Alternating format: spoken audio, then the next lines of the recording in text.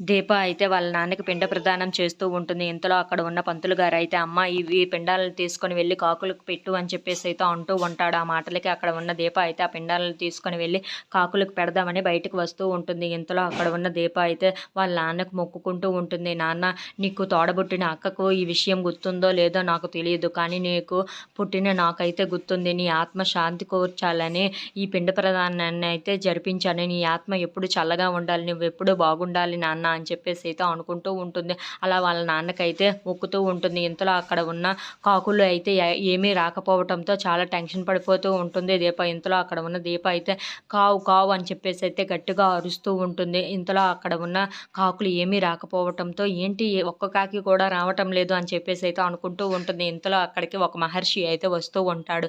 అక్కడ ఉన్న టేబుల్ మీద అయితే కూర్చొని ఉంటాడు. అది గమనించిన దీప అయితే సరే నాకెందుకు అని చెప్పేసి అయితే కాకుల్ని కావు కావు అని చెప్పేసి అయితే పిలుస్తూ ఉంటుంది. అది గమనించిన మహర్షి అయితే, "ఏంటమ్మా రాణి కాకుల్ని ఎందుకు పిలుస్తున్నావు నువ్వు" అని చెప్పేసి అయితే అడుగుతూ ఉంటాడు. ఆ మాటలకి అక్కడ ఉన్న దీప అయితే ఆ మాటలు పట్టించుకోకుండా కావు కావు అని చెప్పేసి అయితే అరుస్తూ ఉంటుంది.